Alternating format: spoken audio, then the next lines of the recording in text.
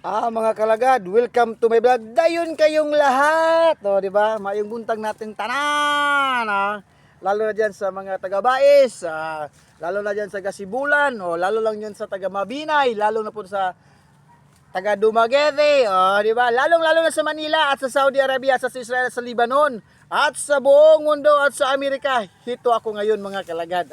Good morning. At lalo lang kay Papa Mets, good morning sa iyo. Okay. Mga kalagad, no?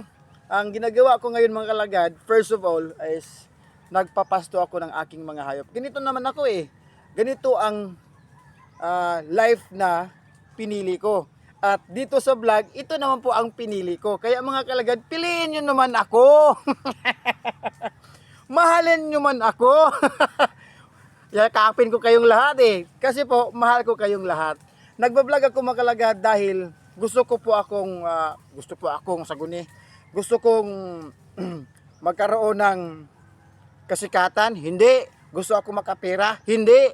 Gusto ako na magkaroon ng mga maraming mga bagay na nandito sa mundo? Hindi. Nagbablog ako mga kalagad. Why? Because may legacy mga kalagad. Gusto po ako maging tulay. Tulay sa inyong buhay na kailangan po kayo na ganito. Dahil sa palaran sa masalimuot na mundo ng bawat isa na tao. Kasi tayong lahat galing tayo sa masalimuot na mundo at lumalabas na niluwal sa ating mga ina dito sa maliwanag na sanlibutan. Kaya mga kalagad, is ang totoo niyan sa aking pagkatao, gusto po ako maging tulay sa inyo. Diyan sa lahat na klaseng sitwasyon sa buhay. Ngayon, pwede ba ako maging tulay? Oo nga, pwede ako maging tulay. Basta pwede kayo mag-like dyan. Basta kayo mag-share dyan. Di ba?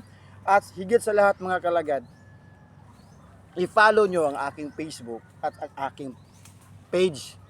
Kasi matutuloy yan eh. Yun ang pinapangarap ko dito sa vlog. Hindi naman ako nagbablog na para ako magkapira at magsikat ako. Hindi.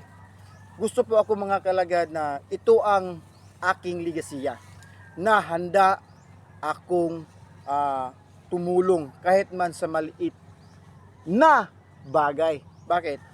Mayroon bang naging malaki na nanggaling sa malaki? Hindi. Yung maliit na itlog, maliit na itlog, galing yung mga piso eh. Pagkalaki, malaki na sila. Lumilipad na sila eh. Ngayon ako mga kalagad, hindi pa ako pwedeng lumilipad kasi maliit pa nga ako. Pero kapag ito ang magiging click at magiging click sa Facebook, hindi kayo mga kalagad, hindi kayo magmahay. Magmahay! Talaga mga kalagad, mai-release ba ko yan? Maibabalik ko yan. Kung mag-i-income na ko mga kalagad, sana all, invite naman ako. Pero hindi pa nga mga kalagad. Pero kung darating yan, hindi kayo magsisisi. Kasi ibabalik ko yan sa inyo. Kaya dito sa vlogging mga kalagad, kahit anumang content, kahit man ano ang ginagawa nyo, kahit ano man yan kanang pinakababa o ang maliit na ganyan naman eh. Galing tayo sa maliit at tayo ay lumalaki.